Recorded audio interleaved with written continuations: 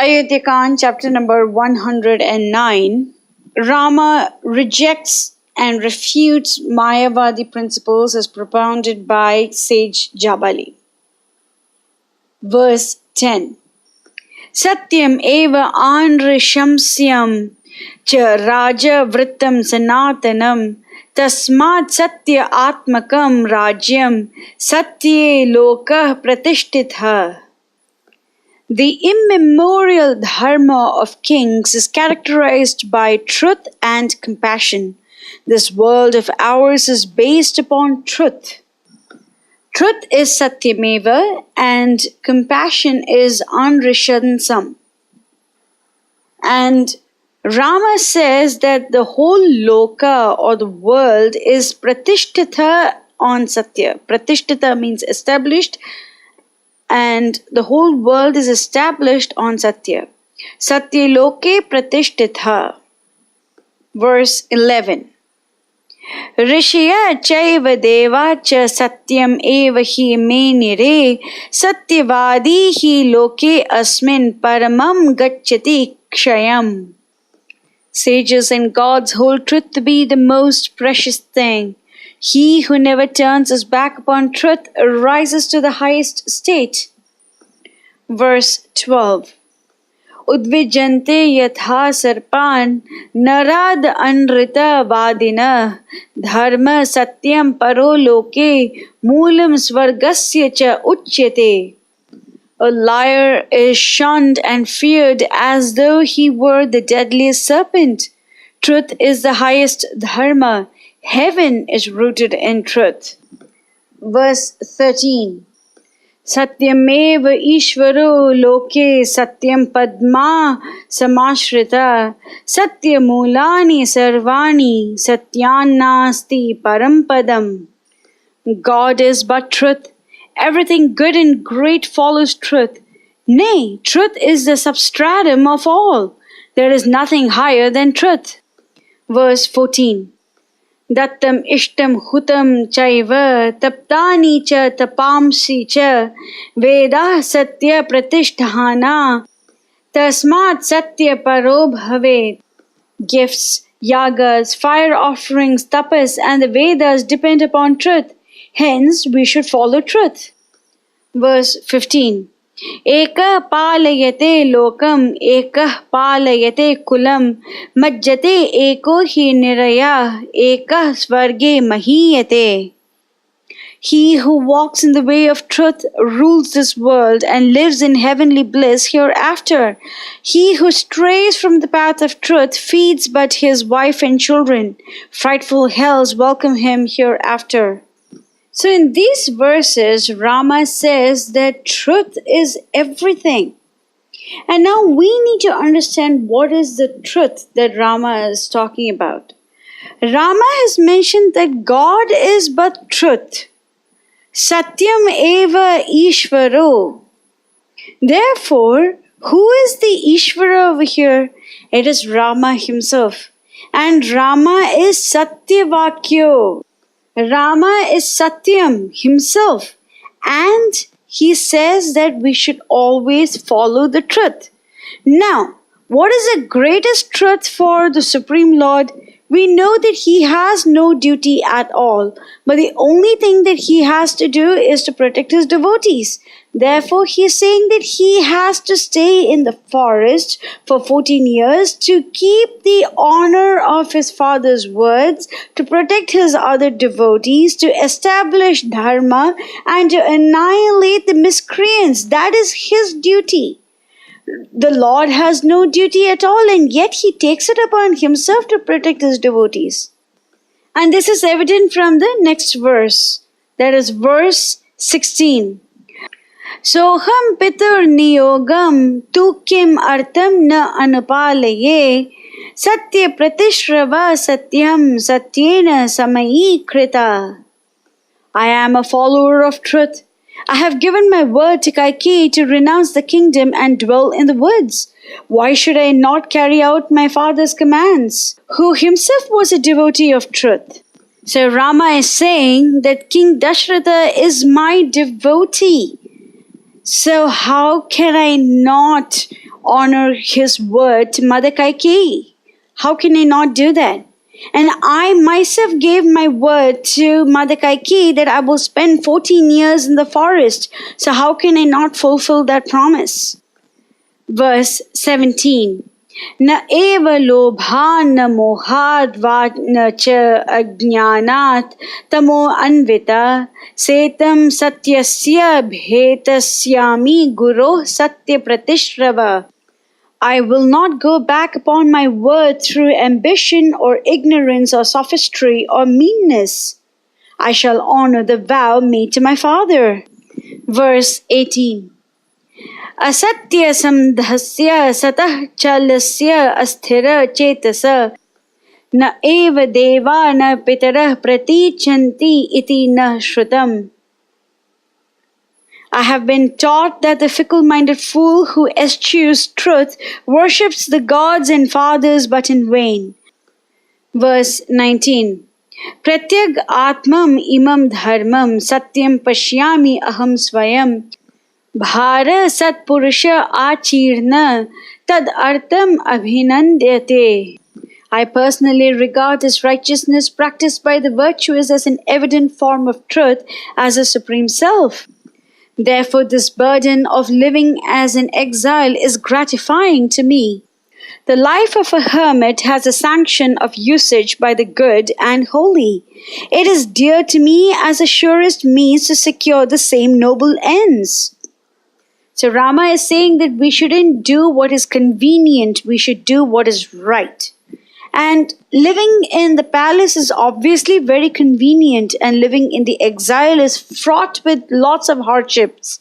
And yet Rama prefers to be in an exile rather than come back to Ayodhya and fail in his promise.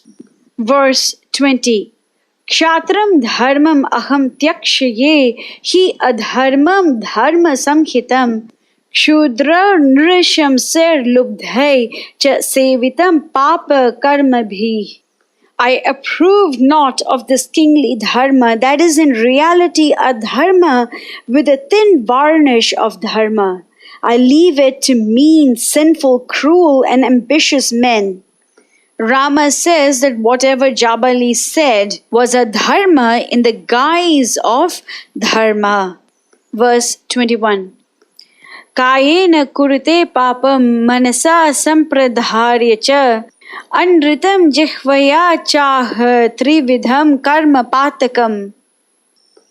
And untruth has behind it our thoughts, words and acts. We ponder deeply, we give expression to it in words, and we crystallize it in action. Therefore, it is degrading in three types with the body, mind and tongue. Verse 22. Bhume kirtir yasho lakshmi purusham prarthayanti hi svargastam chanupashyanti satyameva bhajete tat. Power, fame, esteem and wealth wait upon the loyal adherent of truth. They follow in his wake who has raised himself by truth to heaven. Hence, it is all imperative to hold fast to truth. This is in response to Jabali's statement that Rama should return to Ayodhya and enjoy the material comforts. So Rama is saying that even material comforts or wealth and prosperity and fortune and fame all go to the person who is actually observing truth.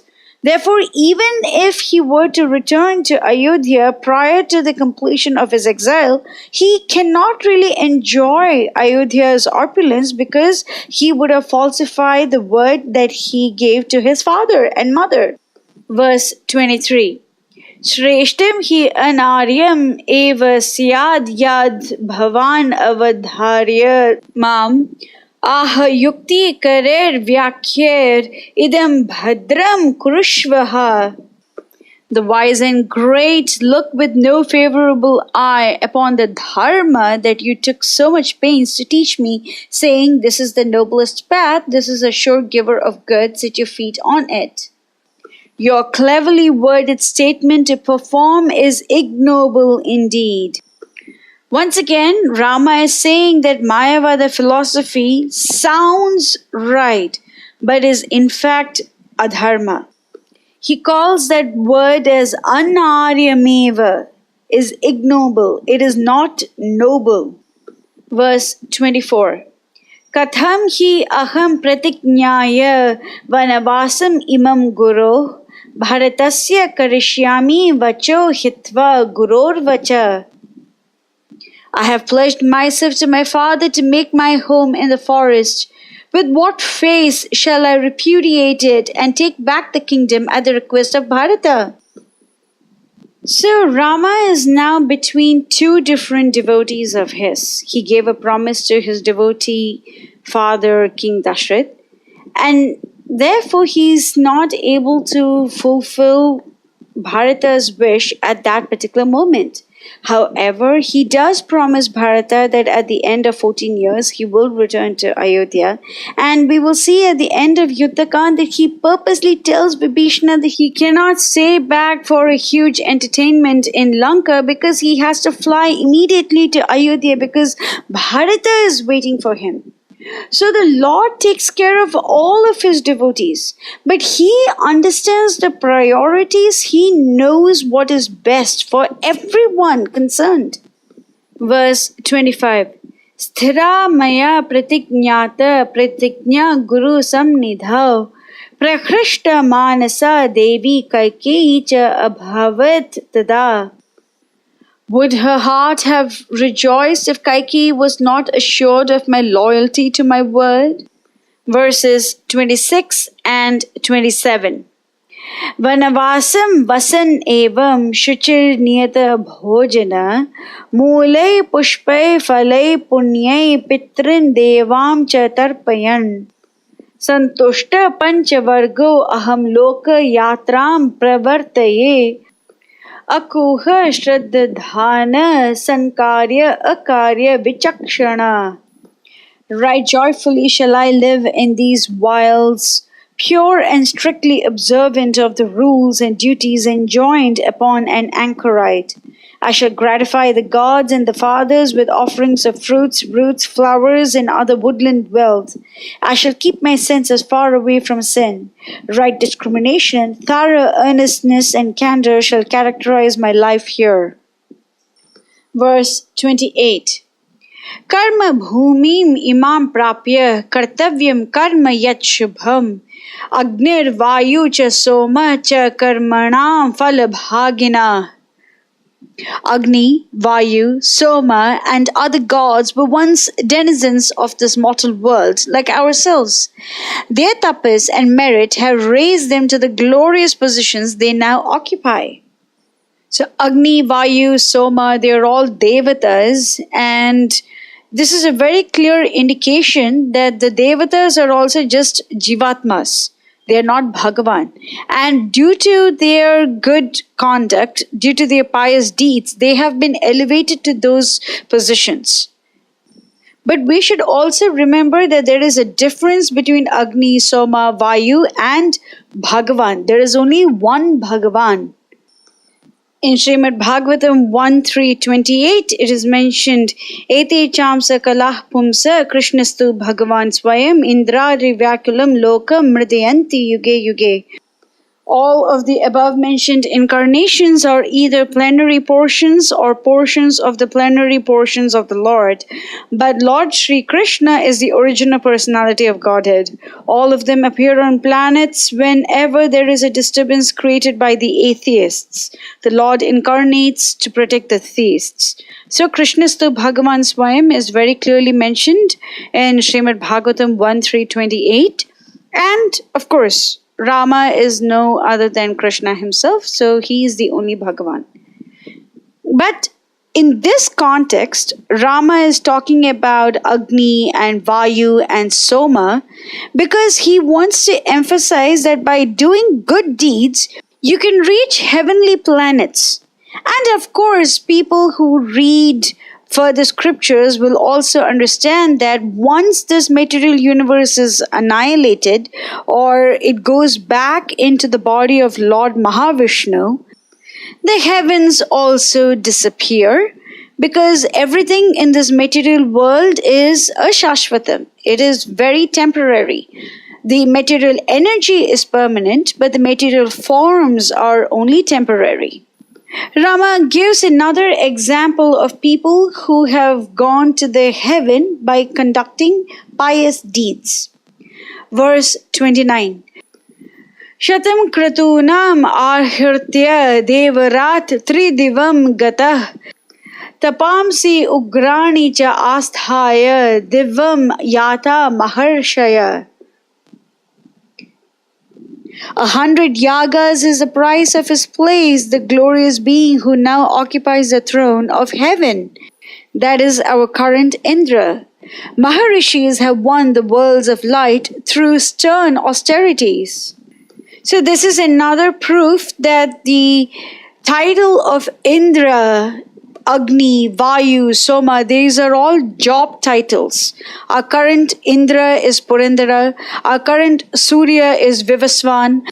Our current Kubera is Vaishravana, that is Ravana's older stepbrother. So these are job titles, and people, Jivatmas, have conducted great austerities or great tapasyas, and they have reached that particular platform. We will see more about Rama's refutation in the next section.